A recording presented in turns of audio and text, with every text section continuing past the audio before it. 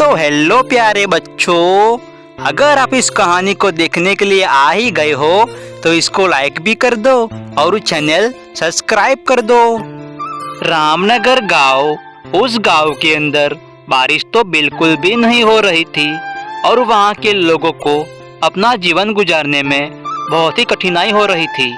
सावित्री, मैं जंगल जा रहा हूँ लकड़ियाँ लेने, तब तक तुम खाना बना के तैयार रखना। ओ जी, मैं आपके लिए कैसे खाना बना दूं? घर में ना तो आटा है और ना ही सब्जी है। अगर ऐसा है तो कोई बात नहीं, मैं शाम को खाना खा लूंगा। ठीक है, मैं चलता हूँ।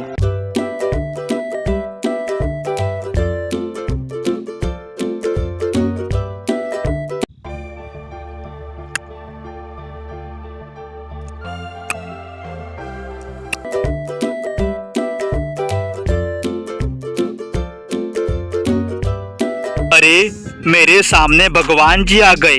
मुझे तो मेरी आंखों पर विश्वास ही नहीं हो रहा है।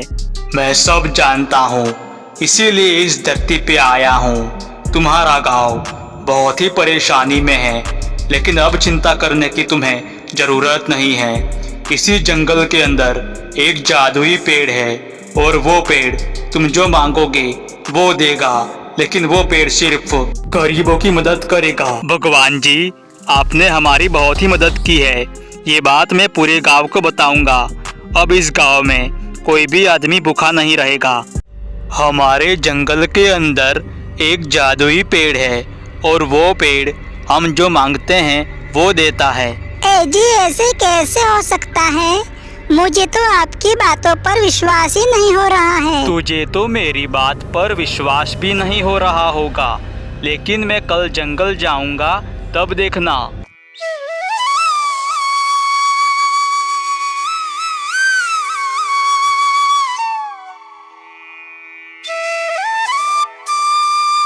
कल मैं जंगल से आ रहा था, तभी मेरे सामने अचानक भगवान जी प्रकट हो गए और इन्होंने कहा, इस जंगल के अंदर एक जादुई पेड़ है और वो जादुई पेड़ पूरे गांव की मदद करेगा।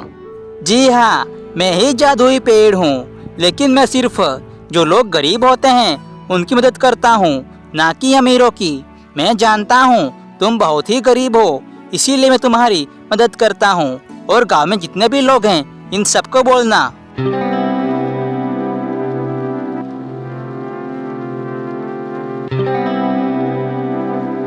अरे, मुझे तो इनकी बातों पर विश्वास भी नहीं हो रहा था, लेकिन इनकी बात तो बिल्कुल सही निकली। भगवान जी ने हमारी सारी बात सुन ली, तभी तो हमें इतना अच्छा रास्ता दिखाया है। हमारी सारी गरीबी दूर हो जाएगी और हमारे बच्चे भी अच्छी पढ़ाई कर सकेंगे।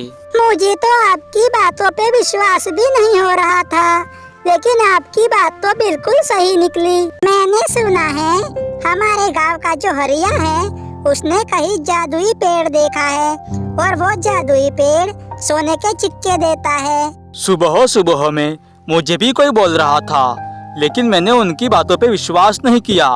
लेकिन मैं अब पता करूंगा।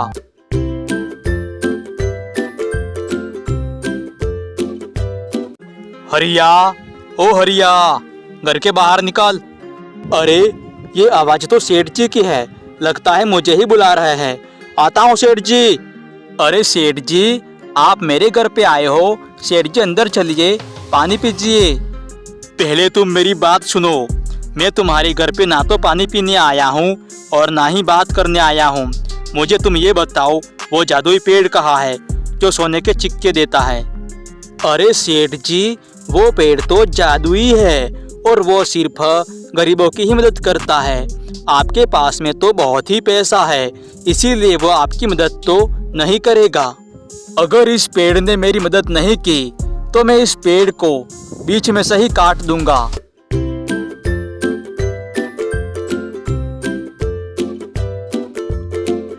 अच्छा, तो तुम ही जादुई पेड़ हो?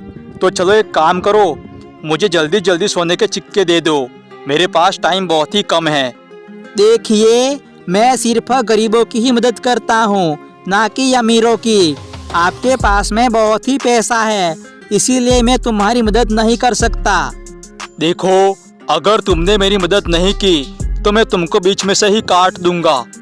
देखिए, तुम मुझे नहीं काट सकते, मैं बहुत ही शक्तिशाली हूँ। देखना चाहोगे आप?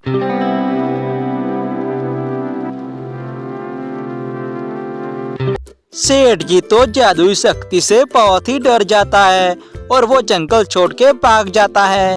और फिर पूरे गांव में जितने भी गरीब लोग होते हैं, इन सब की जादुई पेड़ मदद करता है और पूरे गांव के लोग अमीर हो जाते हैं। इस गांव में कोई भी गरीब नहीं रहता है। जादुई पेड़ ने तो हमारी जिंदगी ही बदल दी। अब जीने का मन करता है हमारा। तो हेलो बच्चों, आपने पूरी कहानी देख ली, मजा आ गया होगा। तो इस चैनल को सब्सक्राइब भी कर दो और साथ में ही इसी कहानी को लाइक भी कर दो।